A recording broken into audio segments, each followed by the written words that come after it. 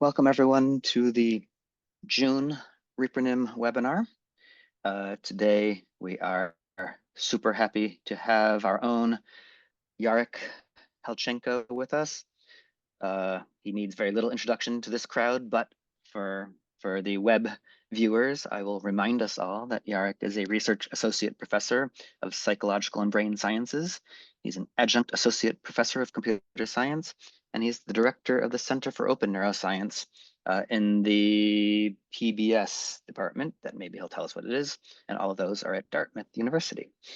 So without further ado, let's turn the floor over to Yarek to even tell us what SciOps even means. Thank you, Yarek. Yeah, thank you, Dave. So we'll learn new words today. PBS is Psychological and Brain Sciences, abbreviation for the department I'm at. And SciOps is something we would need to learn about today, but it's similar to DevOps. We've heard about probably from software development. But before all of that, I would like first to acknowledge funders. My work is supported not by Yoda. Yoda is just magical creature you'll know about, but by NSF and NIH. And it wouldn't be possible without those who work with me at Center for Neuroscience.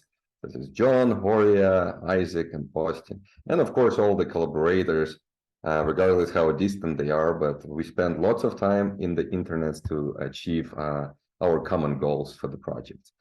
And because I'm talking at the ReproNim seminar, I want to reiterate what are we talking about? Reproducibility, right? So it's Center for Reproducible Neuroimaging. And you know that there is a whole spectrum of reproducibility. And one of the, and I was surprised to find where the source, I thought it came from some paper, but apparently it came from Dave, from his blog post in 2017. So the reference is in the bottom, so we know provenance of that record. And what we'll talk about in many regards today is more of re-execution. How can we capture enough of information and make execution and re-execution more efficient? But overall ultimate goal or approach of reproducibility should actually, I think, be just a side effect. So when we do science correctly, it should be a side effect that we can reproduce our research. So in the center, we coined the term reproducible by design. Originally, we also had open science by design. We have a paper with Michael Hanke on that. But how do we achieve that? And that's where we come to this term SciOps.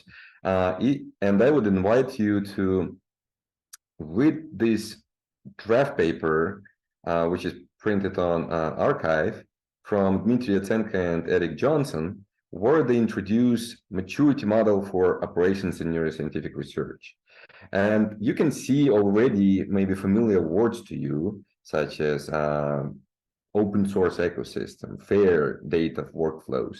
And that's only when we get to level 4, where we try to automate procedures, which we are working in our research. That's where we kind of get confronted with these scientific operations, right? So what is exactly all this SciOps?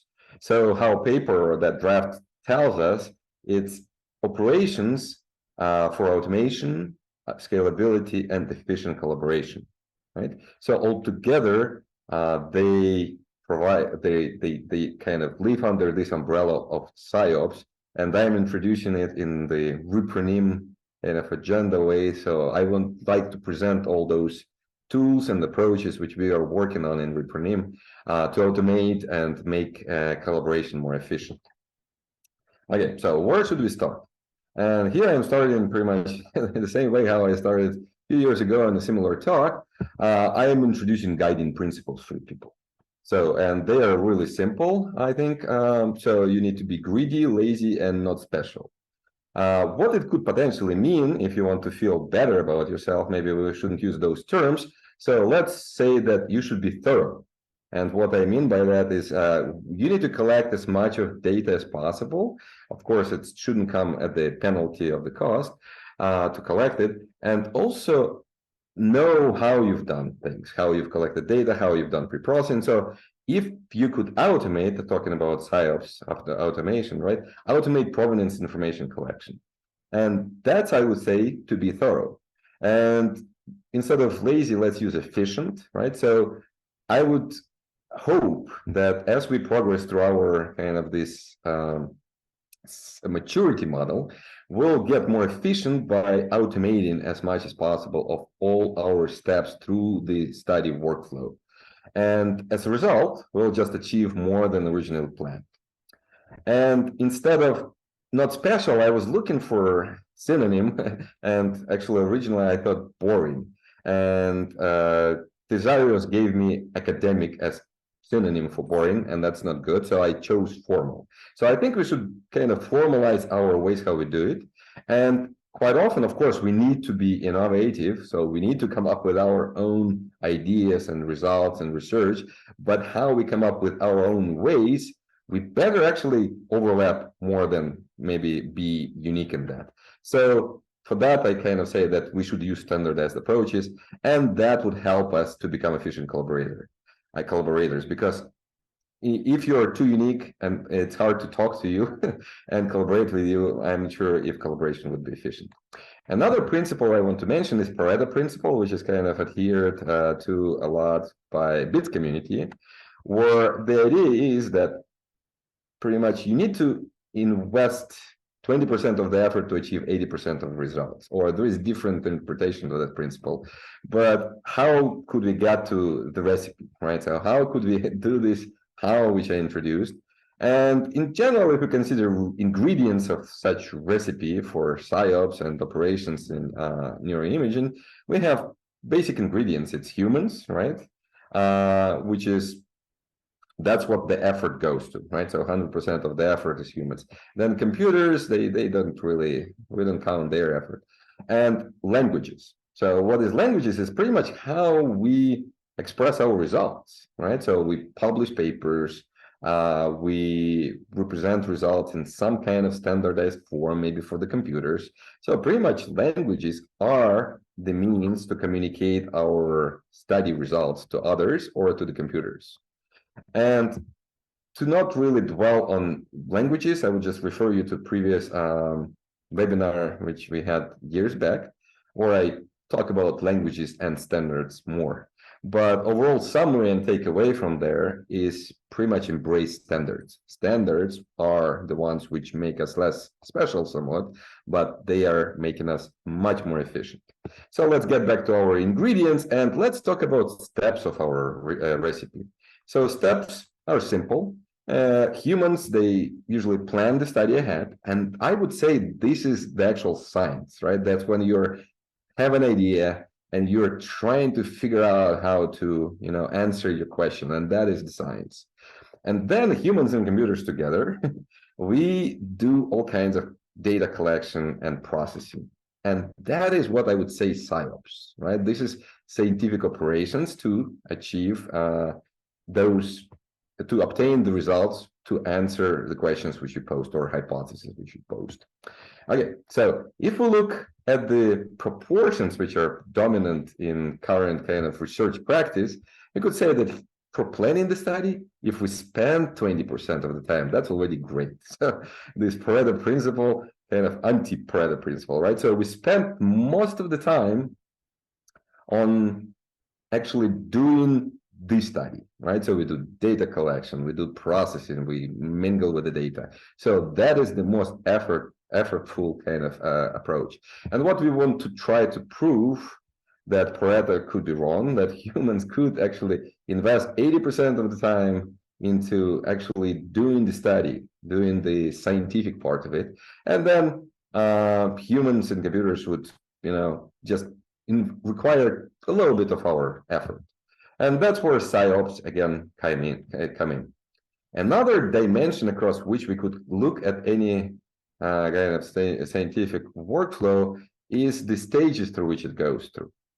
And here I would re-invite you to look at our ReproNim 5 steps, which just modularize pretty much any neuroimaging study into those 5 steps. It's study design. That's where we should spend actually lots of time to figure out how we would do the study.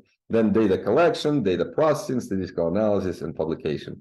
I would invite you to go to that website and click through the links to get to the projects which we reference. So what should be I think, for efficient scientific endeavor is that where we spend lots of time planning ahead, right? So we need to plan to be thorough. And that's where 5 steps come in. And that paper I've mentioned, how to make science open by design, we need to prepare to be abused in sense that somebody could use our data, and that somebody could be you when you move to another, let's say, to another employer. And that's where open part comes into mind, because if you don't provision for sharing your data in the beginning, you might be out of luck and not be able to analyze your own data, which you acquired in a different company you worked before. And you need to be efficient and learn how to reuse work of others. After all, we all build up on standing on the shoulders of giants, right? And that's where we want to improve our study workflow SciOps, right? So the scientific operations for the entire study. And that's where I would invite you also to look back at the webinar, which we've got 2 years ago, I believe. Although time goes fast. Oh, by Keith Bush from Arkansas, where during COVID pandemic, where they couldn't do scanning, they invested time to figure out those SciOps for their center, how they would normalize the data, how harmonize, how automate conversion to bits. And that's the important and very valuable investment to do. Another aspect I would say that because we all work with data, is important to choose the research data management platform or system. So you manage your data efficiently, and also it allows you to keep track of what and how things were done in the past when you come back to some results. And I, again, would encourage you to collect richer data sets. Another item in that 5 steps, which you saw, was pre-registration. I will not reiterate about it more, I hope, in the slides which come, but it is really nice exercise and a checklist for you. Many publications like JAWS coming up with this checklist now for publications where you pretty much mark out necessary prerequisites. And pre-registration is like that for your study, where you could invest time to figure out all the steps and then just proceed with data collection and analysis without guesswork. And another important aspect on which worth to kind of invest your effort is to train yourself and others in your lab or maybe just elsewhere. Brain hacks are a really great venue, which will be happening if you're going to HBM right before HBM in a few weeks. And resources such as Data Lab Handbook, which give you lots of information about, let's say, how to do research data management. Okay, let's briefly talk about research data management and how to choose it, and what research data management at all in general is. So this is what Google gives you as the immediate hit, right? So it's a broad concept that includes processes undertaken to create organized, documented, accessible, and reusable quality research data. So it's really kind of really big umbrella term. That's why I could say that our principles, which we established with Michael Hanke and others, which we call the Yoda principle, and that was from Matteo's requirement that it should be recursive definition. So Yoda is Yoda's organigram on data analysis. We had a poster in 2000, I've forgotten which year, with these details, which slide includes here. Pretty much those principles are about using well-defined portable computational environments to compute analysis results. And even though we came up with those principles a while back, they are already kind of inherited our day-to-day operations, because many of us already use containers on a daily basis. And those provide you these portable computational environments. And then exhaustively track all analysis inputs in the same version control system. That's where Data Lab becomes really good tool, because it allows you to track all digital artifacts of your scientific endeavors in the same version control system, and structure your study materials in modular fashion. So here's an exemplar layout how you could structure your analysis or study, where you contain results, not only results, but also preprocessed data and bits data as all nested structure. So if you compose further up in the chain, you could pretty much get all the way to the paper, or if you include in the paper all the analysis which were done, and then from the analysis you would be able to reference fMRI preprocessing results, and kind of doing all this nesting all the way down, and have a system which allows you to request specific component upon demand, not that you always have to have for a paper all the data, but you could install or uninstall, obtain or drop those necessary materials, it would be great. And later we'll touch on this topic also of centralizing containers collection like we have for ReproNim containers. And you would say probably, but nobody should care about Yoda. But even if you use fMRI prep, how it structures the results by default now, they were encouraged by Yoda principles. And totally, because I said, let's not mention Yoda, we don't have that specific output layout Yoda name there, but I believe it's default way how fMRI prep structures those outputs in by default in this modular fashion, be able to reach results from what it was obtained. If you want to discover more about Yoda in general, how to do it with Datalet, I would advise you to visit Datalet handbook. And if you want just to discover more about Datalet and especially about DevOps, I would say, because it's not scientific endeavor, but more development endeavor, which we do in Datalet, I would invite you to listen to the talk I gave at our first conference, which my colleague Michael Hankin, his group organized in Germany earlier this year, Distributes 2024, and I would invite you to the next occasion if I hope that we'll have Distributes next release some coming year. So I gave a talk, what is in the Datalet sandwich, which guides you to many aspects of Datalet ecosystem and how we ensure its correct operations. Okay, so planning ahead, again, it's important with Datalet or without. I think Yoda principles are generic and really easy to appreciate as soon as you start using some data management system which allows you this cross-referencing and embedment of all necessary metadata to get access to the original data on which you computed and ensuring consistent operation on that data set. So you could know where you get the data, and that minimizes the effort % you need to spend while wrangling the data. Also, it allows you to search for data and results of others, sometimes to find other similar data sets. We have Datalet registry on which we have now hosted, I've forgotten how many thousands, I think it's over 10,000 Datalet data sets, indexed, not hosted, indexed so many data sets and extracting metadata from them, so it becomes much easier to find them. Okay, and let's now get back to that topic of collecting richer data sets. What did they mean by that? What I hope that with our ReproNim activities, we will help to automate collection of any relevant, not only neuroimaging data, but also metadata in standardized form.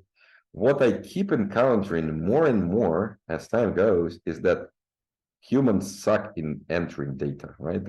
They shouldn't enter data besides maybe once and in minimal form because they do manage to screw up.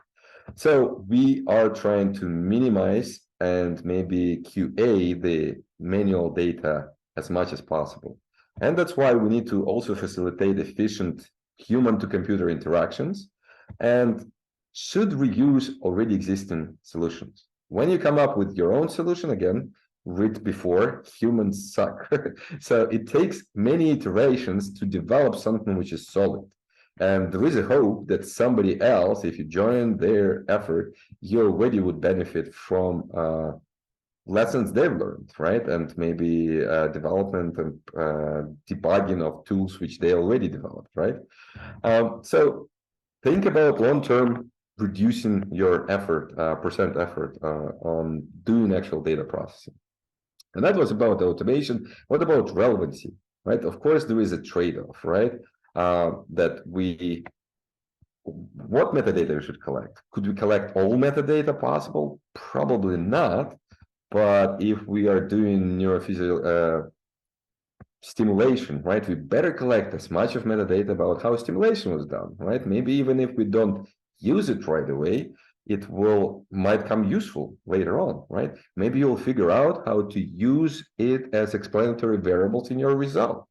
And that will reduce the noise and will make your studies more powerful. So I'll reiterate on that point later on, but it's important to note that power of the study does not depend only on the number of sample points. It depends on the noise or unexplained variance in your study. The better you handle your data, the less variance you have, more powerful your study is. Okay, so kind of the summary, have all the data is not doesn't mean that you have to analyze all of it at once right away. But if it's effortless to collect more data, I would advise you to collect more data. And regarding standard form, without it, it will remain really high percent effort on your part. So let's plan ahead and collect your image and data in the best form. And the best form is standard, which is accepted in the industry, which is DICOM. And that one collects lots and lots of metadata. It used to be scanners collecting nifties directly. They still do give you option, I believe. Some of them collected per rec. Philips, I think they might not be doing that anymore. So the industry also already kind of converged on standardization to DICOM. And please collect DICOMs and keep DICOMs instead of immediately converting to Nifty and removing DICOMs. From there, you should be able to extract additional metadata and reconvert if your conversion tools or strategy was buggy. So to simplify and make conversion more efficient, Satra Ghosh and Michael Hanke initiated some brain hack project many years ago, which is called HeuDiConv, heuristical DICOM converter, where the idea is to provide flexible framework where you could create your own heuristics to lay out DICOMs converted into Nifties in some layout. And that was before even bits times. But then bits came up, and now HeuDiConv primarily used to convert into bits, giving you flexibility to define how you want to lay out. And underneath, it uses really reliable tool from the DICOM guru, Chris Warden. So HeuDiConv doesn't re-implement that part of the pipeline. Again, reusing and modular composition of software is also really important. And then on top of HeuDiConv, we develop ReproIn, which is, first of all, is a convention, which I'll demonstrate in a second, how to name your sequences in the scanner, which already looks bits-like and really easy to adopt. And I'll show you the tool which even helps you even further. And then we provide HeuDiConv heuristic. So if your data was acquired in that name, in that way, or you provided mapping in ReproIn naming convention, then you could readily convert your data really easily. And then we are developing a prototyped ReproIn script, which provides you higher level functionality to kind of establish the entire study workflow where you could create a new study data set and convert all the acquired, but maybe not yet converted data points, or show the summary of what is happening. So that is the summary, what I'm getting every day for our center. And this is the beginning of the month, so not that many studies were, it goes only from the beginning of the month for new studies. So it shows me which studies were already collected or what data for what studies. Like you could see our QA, we've got 12 not yet converted sequences. There were some fix-ups and warnings in the past, but you can see that this is relatively large data set because we've been collecting for years every week. And the point is that you could establish similar automation yourself. I would refer you to this ReproIn repository where we describe a little bit greater detail. So overall, how ReproIn convention looks like, I've mentioned that it's bits-like, and this is how they look like. It's really simple on the scanner to organize your collections in this hierarchy per PI. So ReproIn heuristic immediately knows in which folder to place your data after it's been converted. And you can see that using HeuDiConv, you obtain easily bits converted data. If for some people it's tricky to come up with those names for following ReproIn convention, just recently, Will Foran contacted me. Oh, I've created this website, ReproIn Namer, where you could literally go and click what you want, like what kind of sequence do you want, and select appropriate and enter appropriate metadata here. And it gives you the name, how you should be using it, what you should enter in the scanner console. And it also even provides you a little bit of description what this data type is, so you can easily search up specific data type or specific parameter and place it into your ReproIn name. So pretty cool, I would say. And So again, plan ahead. It's one of those SciOps where conversion is really, and harmonization of data into standard form is really important. And I would advise you not to delay planning and not to delay conversion. Because with converting data as soon as you acquired it allows you immediately to find deficiencies maybe in your data collection, because validators will run and ensure that data is up to the standard. And you could discover more from our past webinar series, but also even if you don't adopt our ReproIn or QDConv, I advise you to adopt some tool. Don't code yet another bit converter. There is already, I don't know, a few thousands of them. Look at what exists, adopt some QDConv, easy bits from our collaborators or some other tool, okay? So another aspect which is frequently disregarded is collecting phantom data. I would encourage you to collect the data, and we call this operation ReproPhantom, although we don't have that officially anywhere. Hopefully, collecting such data will maybe in the future allow you to explain your data better. And we did brief study a few years back with undergraduate students where we looked at ability to transfer or explain subvariance in human data based on signal-to-noise ratio and phantom data. And we've got some interesting results, but what I want, and you can discover more from that publication, but what I want to show you more, how much of variance we could explain in this signal-to-noise ratio on phantom data, which is usually taken as just indicator that something might be going wrong whenever your estimate goes out of your margin of error. But we look inside what constitutes that variance. So if you look at the red line, that would be the fit into the actual signal-to-noise ratio for that period of time. And what's surprising, we explained it quite well, right? So R square value was 0.5, so it means like correlation coefficient here is like 0.8. And most of that variance was explained by daytime of acquisition, specific absorption rate, which scanner chose.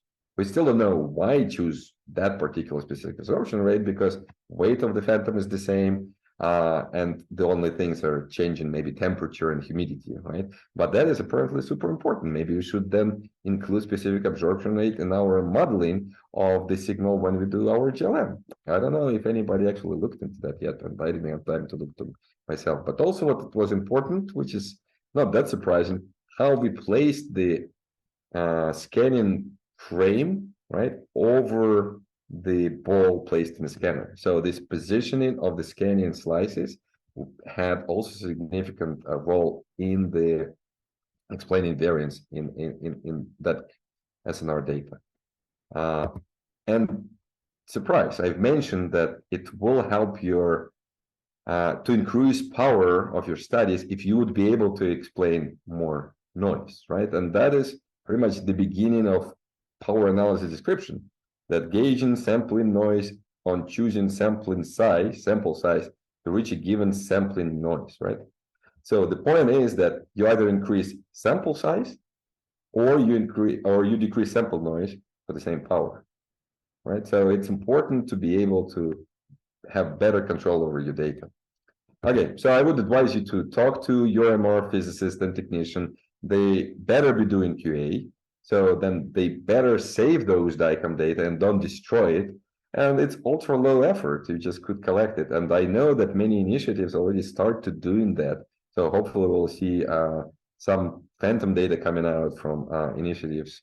Let's say Torvager is leading data collection here for A2CPS study. So I know they've collected some phantom data. Hopefully it will come into light more of uses for it. And then another data type, which I think most of the people should strive to collect, is physiological data. There are already projects such as Fist2Bits and others, which I hope we will invite also to our webinar series to give more pragmatic and hands-on review how it could be used. And I would advise you to look into how difficult it would be for you to establish this auxiliary physiological data collection. Benefits already very well known, and it will again help to increase your power of your studies. And tools are already there, and it's relatively high percent effort because you then need to take care about establishing this physiological data collection on your subjects, but it's still it pales in comparison to how much you spend effort to create the study, or how much effort to collect even data overall. So I think it's very well worth investment. And then the largest piece of kind of ongoing work, what we are doing now, we are trying to automate collection of other related data and metadata for the neuroimaging studies. And operation code name is ReproFlow, for which we'll have OHBM poster during upcoming OHBM. So I would invite you to visit our poster and talk about it more. But let's review the whole setup, how things work for us now in the scanner at Dartmouth Brain Imaging Center. So imagine that you have an operator of the study, which usually isolates two operators, right? So we have an MRI technician who runs the MRI system. Sometimes it could be student as well. And when you run that MRI system, usually you present some stimuli to the subject. Let me switch where maybe the mouse would be seen. Here we go. So there is a subject to whom stimuli is presented through video and audio devices from personal computer. And what we are doing now, we are splitting all that information which is presented and go through audio video converter and collect it to our data integrator. We also go to the response collection boxes and try to steal, well, not steal, but record all the events as those response collection box, specifically current design boxes, collect. So we could automate collection of that information and also send it to a data integrator. So we are trying to capture all those two, and also we want to alert the operator who runs the study if something abnormal happens. So that's the goal here: automate collection of the stimuli, responses and events from the scanner, and then provide all that within those bits converted data sets.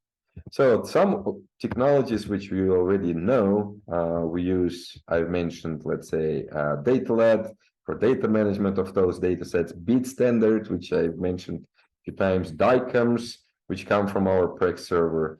But what recently we started to use also Git Annex, which is underlying tool underneath DataLab, but also there is Git Annex Assistant, which allows you to automate committing into Git and Git Annex and transferring data to the remote host. So our audio video converter collects data into data integrator, and from there, data automatically gets committed and transferred into bit conversion server.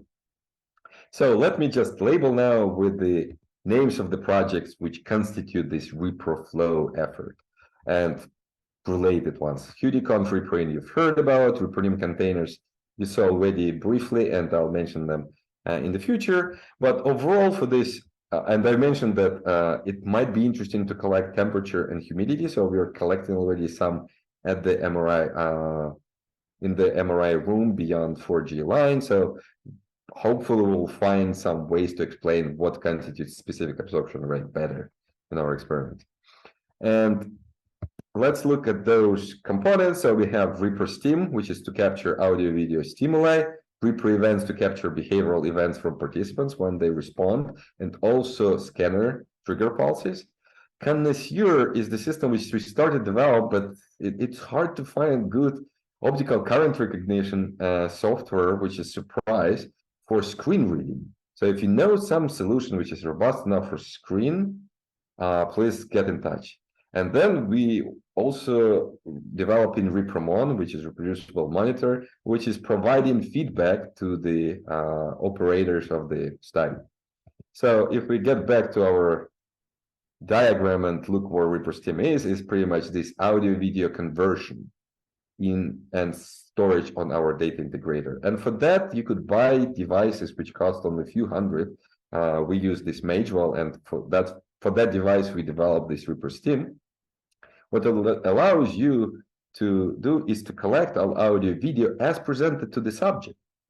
And you would say, why would I need it, right? We already used it for, let's say, reconstruct randomization sequence whenever experimenter forgot what was randomization sequence and overrode the logs. So immediately, because you're paying for an hour of scanning, what, 400, 500 bucks, right? So immediately that little device paid for itself to be able to actually make use of the data by being able to reconstruct what was the randomization sequence of that study. Another time we used it to investigate the jitter in the stimuli design, because then we could look at that and see what was happening. And yet another one, which I didn't mention recently, the VGA cable was bad and we had halo effect. And I saw that it's on the videos, text wasn't sharp, but nobody complained. But then we saw that projector has that halo effect. We had to replace VGA cable and it was gone. So again, it's really a helpful tool, and it makes it also possible, immediately possible, for any researcher who has those videos for any study, do forward modeling. And then again, guess what? Explain more variance maybe in your neuroimaging data. So it opens up possibilities for advancing research in neuroimaging from that data which you collect, and maybe explain low-level confounds. And at the end, it also allows you for reproducible, 100% reproducible experiment. You don't need now to strive to run the same psychopy version on the same hardware. You just present that video and you get exactly the same stimulation which was presented to that particular subject. So I would advise you to look into this ReproStim solution. What we are reaching for is 0% effort setup, where you just set it up and you forget about it. How it's done, we use those audio video splitters. The ReproStim software monitors when you collect the laptop and it creates new video, and we store them in separate files. We synchronize with NTP server timing between different computers. And I've mentioned that we use Gitanex Assistant to synchronize data, automate data transfer. So it becomes kind of fire and forget operation. And what we want to reach is when we take all those audio video stimuli and embed them in BITS dataset as supplementary data or metadata for the study. Okay, let's look back into the projects and now concentrate on Repro events. So I've pasted the wrong shortcut here, figure. So let's talk about Repro events. And Repro events effort is currently going only for CARDES hardware, because that's what we use in DBIC here. We had originally the device model 932, which really simple box, but at the back of it there is this 35-pin contact on which you could attach connector and look for TTL pulses whenever any particular event is present. So Horia, he developed a little MicroPython board, which we can share a code, and it's really, if you're handy, it should be really easy to build that device. And then you connect it to this 932, and it will monitor and automatically collect all those responses from the subject, while the experimenter collects them through USB cable.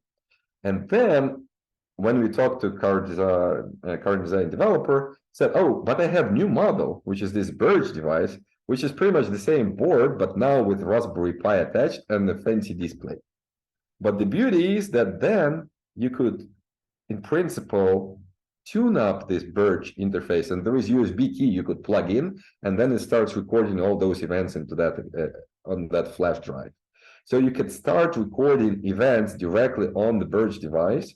And the only thing what we are doing now is modifying it, and hopefully it will be accepted upstream into Birch itself. So it will record those events in machine readable form as JSON records, which gives you exact timing with NTP synchronization, but also in the time of the board here, like the time field. And you have then exact information when it happened. So not only trigger pulses, but also responses as that device collects. Another project I want to mention is the ReproNim. I mentioned so quite often people make mistakes, or because there is this system now, right, which where we automatically establish recording of audio, video, and we try to monitor maybe DICOMs as they come in.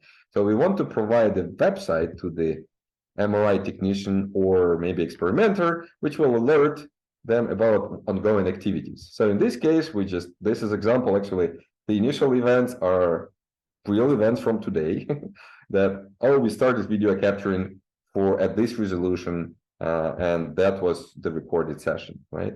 And hopefully we will be able also, the system already allows for, but hopefully we'll be able to finish our connoisseur to validate input in the scanner for ReproNim naming conventions. Whenever people mistype them, we could alert them that they made an error. Or if, let's say, people manage to scan with half of the coils disabled, we should also alert them that there is a problem with data acquisition. So altogether, take-home summary that we are working in ReproNim effort to automate collection of all kinds of supplementary data and metadata to associate with the studies. If you want to look at samples of those collated data and metadata on the Phantom, we have few recordings which we shared already through DataLab. Many components already ready for deployment by enthusiasts, I would say. And we hope that will simplify installation so anybody with Debian-based system or in container could deploy those systems. And visit our exhibit table for Center for Open Neuroscience and poster at upcoming OHPM. So together, let me make a brief summary for this planning portion, right? So for this 80%, what people I think should aim for spending is organizing the study workflow or study scientific operations using some specific RDMs, thinking about how to automate collection and harmonization of the data, maybe adopting some technologies which we developed, right? And the point is that be not so special, but rather reusing existing established formal methods and also sharing information about those. One of the efforts we are trying to do is to collect information about how people actually do neuroimaging studies, because every center is quite different from each other.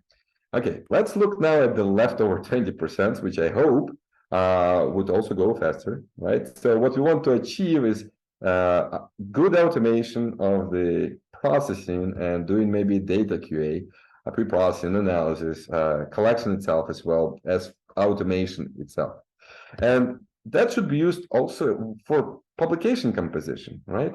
So publication should be really crafty thing. It should be just statement of the results obtained from your automated processing. And that's why we advise to use already existing pre-crafted pipelines as much as possible. And if you're creating something, create it as a plugin or extension to existing framework. And also modularize it. Again, have a specific modular steps which accomplish specific little job. And containers are there to help you modularize and scale up. Let's go back to these ReproNim containers which we established. I showed you this figure where now what we advise people to do in this Yoda style, where your data set of results can include our data set with a bunch of containers. And here is an example how it could be done. And let's say if you use DataLab, of course, you could just download this entire thing from the web, but if you use DataLab, you have better control. And here is an example where you could create pretty much similar setup to the figure I just received that I showed. You create your study data set, you go there, you install containers, and then you run your computation. So it's kind of, oh, no, this is you freeze your specific version if you want, so it stays frozen to specific version. Then you install your source data, and you run the computation. And at the end, it makes a git commit, which states what exactly was ran, right? And which container was used. So anybody could rerun that because they have access to all the components. To scale up in ReproNim, we developed also ReproMan, which is a tool which allows you to schedule or run computation on remote resources as well, but also help you to create these batch processing jobs. Like here, I want to run across two subjects, not just one subject, but specific to subjects in parallel using, let's say, some cluster in the cloud. And I would advise you to join or check out the webinar which we gave in the past. And unfortunately, the development ReproNim somewhat stalled, but it remains used by the largest neuroimaging archive out there.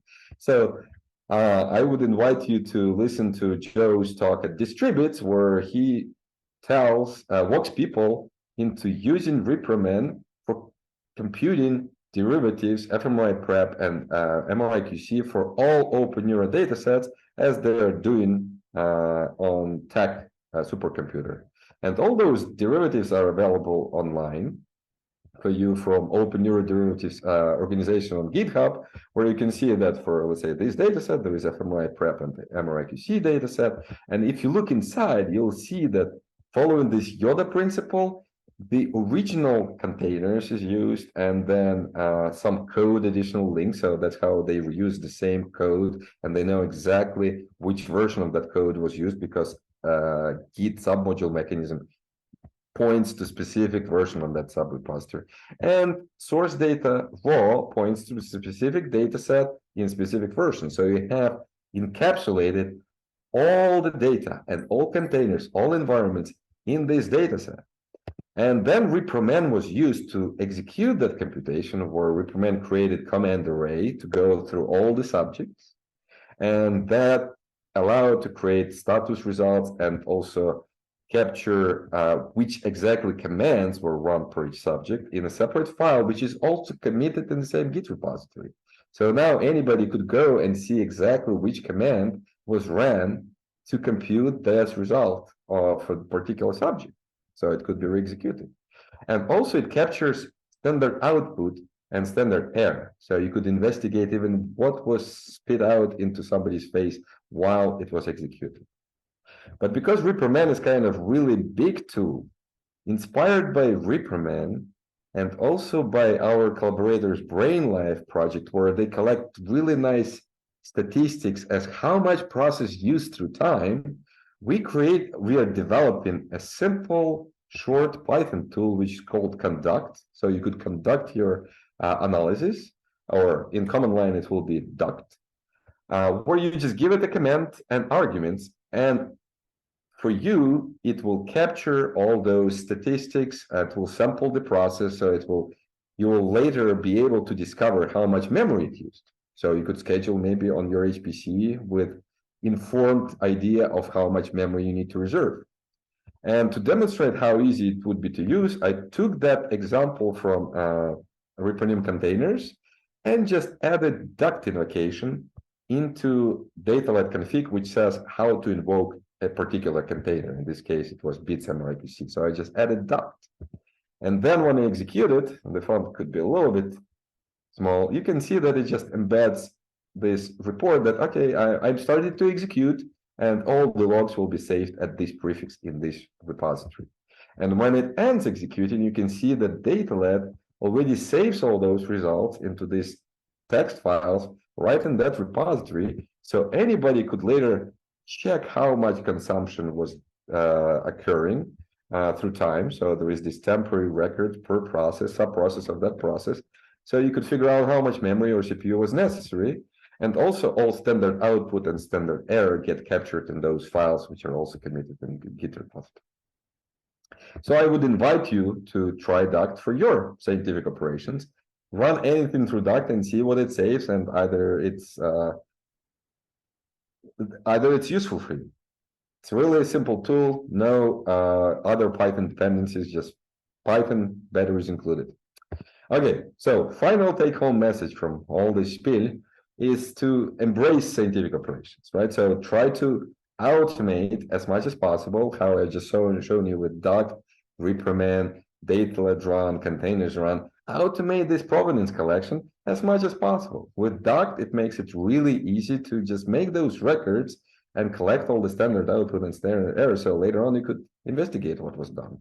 And be lazy and, in a sense, be efficient, right? Again, automate as much as possible. I know that sometimes there is all those XKCD comics about programmers investing too much time into programming, right, to achieve something which could be done manually.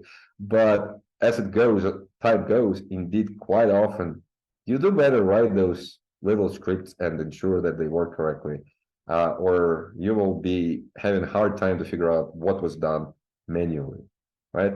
And quite often, then, as a result, you achieve more than originally planned. And use standardized approaches, and that will help you to become more efficient collaborator. So thank you, and I'm here to take any questions you might have. Well, thank you, Jarek. I'm going to borrow a word from JB's parting chat that says that was an enormous and scary amount of work. Thank you for reviewing that for us. I guess I'll borrow JB's question as well, that while the end point of things being super simple, that you can mostly ignore and things, and they happen well for you because you've planned ahead and using all these infrastructures that you've talked about, because there are so many pieces to it in so many different areas, in the scanner, on your data management, on your computational systems. It does still seem like there's a lot of pieces that have to be put into place by a lot of different people in order to get to that end point of having a lovely, efficient, it does all the work for you type of situation. So I don't know if there's anything you can say, or we can discuss sort of about the barriers to getting all those pieces in place, and and the sustainability of them, and the adoption. ReproNim only goes so long, and this is a piece. But you could almost imagine all of this, being a huge center of itself just to sustain. Thank you, Dave, for sharing these pains of yours with me, or of yours and JB, I guess, right? Indeed, first of all, it takes, there is many aspects to it, right? So how will we be efficient in developing all of this? That's one. And for that, collaboration is the key, right? Let's say bit standard, it would be nowhere if it was just Russ Poldrack closed in the closet, right? And continue with OpenFMRI. He made it open and created this ecosystem where, and JB was involved also in the beginning, where there is now, it's a community, it's truly a community effort, right? So when I'm saying I'm participating in bits, I am just one among 300 contributors, right? So this centralization of effort and sharing the effort, so we don't reinvent the wheel, is really important. And that goes for the projects themselves. I've mentioned already that there is fits to bits. I think we should invite those people in our webinar to share what they do and how we could incorporate it in our workflows. So every center, they do have a workflow. Some of them are efficient, some of them less efficient. How could we make and convince them maybe to adjust it a little bit? And that webinar by Bush is an example that people do that whenever they are either have nothing to do or they're confronted that they need to make it more efficient, right? Maybe one step at a time. I hope that, let's say, ReproSteam, it should be really easy to set up when we are done. Indeed, it will involve collaboration in the sense of there should be technical personnel, and there is a technical personnel, I bet, at every MRI center to plug it in correctly, right? And maybe keep it updated. But such personnel is there. How we make it easy for them, that's another point. So I would say collaboration is a big topic. Automation of all the development operations and SciOps is another big topic. And I think, yeah, that would be my answer.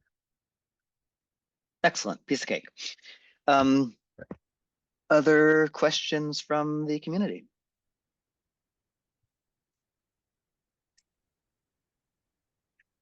Sure. So this is JB. Sorry, my my connection may be a bit flaky, but I'll try. I understand that collaboration is the thing to do to make it possible for large scale and things like that. So I think that's true, and I would say even if there is, for instance, technical people that teach, MRI centers, they have their priorities and they have their, what they want to do, and they have their, their constraints on, what they have already on site. Is there any way we could push a little bit, as a bit like as BIDS did? There was clear, I would say, momentum and benefits from BIDS that was clear enough that there was that created the momentum and created the community. Can we do these sort of things with the tools? I mean, like, is it, how much can that model be copy pasted and reused? Is a limit depending on how big is the community that is interested, and what it's and also the effort to actually make that social engineering aspect working is it's not insignificant. It's actually a large effort to do. It's a big effort to do. Yes. What's your take on how do we duplicate, how do we work on those incentive aspects? Well, because we are lazy, I think we already slowly getting there. People, let's say, use containers more and more, I think, as far as I see. So containers become, again, it's like any technology which we adopt and becomes like, our regular thing to do, we forget about it. And we start to forget that, we could do it without bits. Oh yeah, we use bits because it's kind of already a standard way to do things.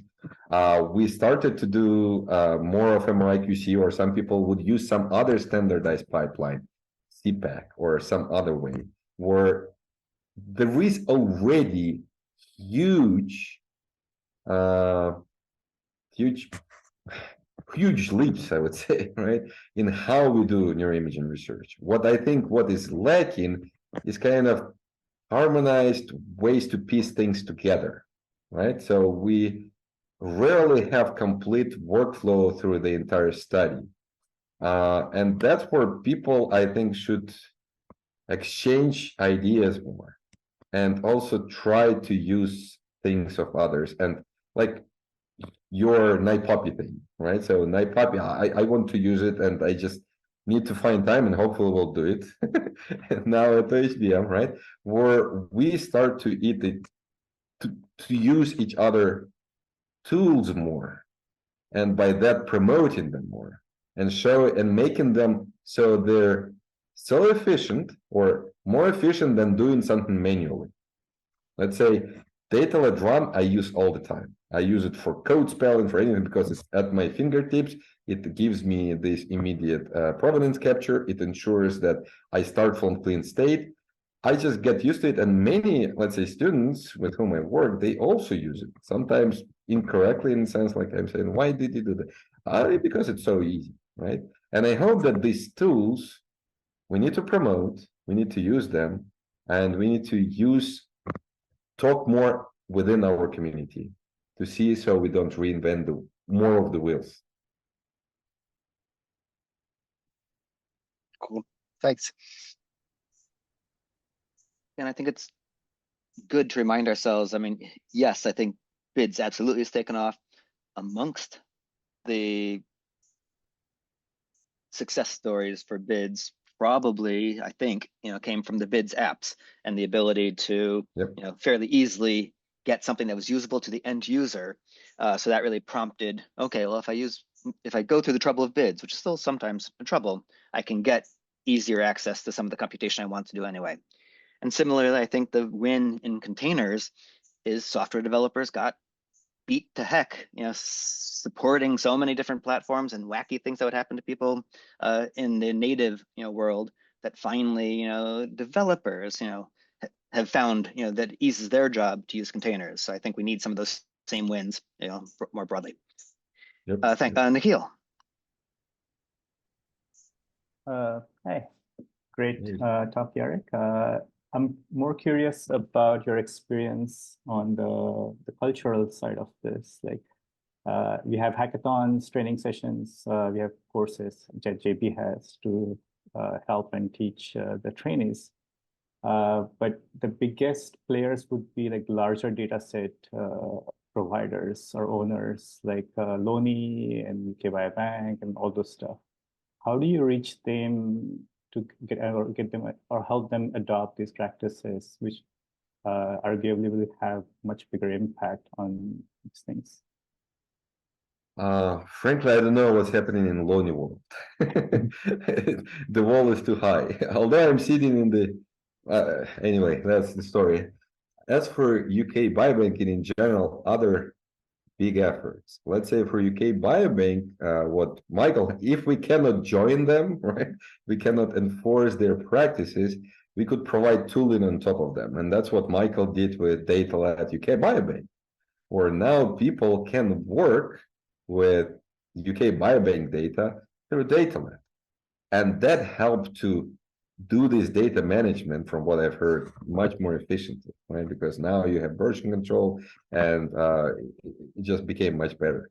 But also many relatively big initiatives, maybe not as big as UK Biobank, they started to use Data Lab as well, right? Because they see, oh, that's, I believe,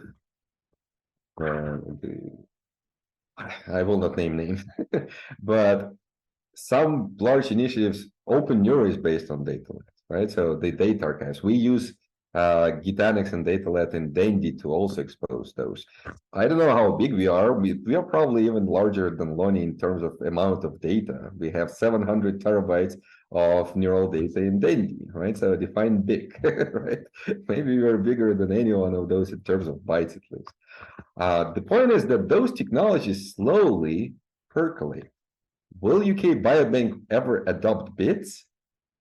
Unlikely, I would say, because it already has so much momentum. But for new initiatives, they most likely will, because let's say A2CPS, which Tor Wager is participating on, I know that they use UDConf. They don't use DataLab for many aspects, they use for some, but they use UDConf to do data harmonization, and they do it into bits, right? So that slowly percolates. Everybody, pretty much everybody uses containers now because it was so convenient, right? Even big initiatives internally, I hope. For phantoms, it's word of the mouth. You ask people in big initiatives, why don't you collect it and don't discard it? I say, oh yeah, it might make sense. So there is this effort that's happening as well. A2CPS, pain, how does it abbreviate? It's for pain. If we go to, I don't know if I believe it's a2cps.org. A2CPS. Yep, acute to chronic pain signatures.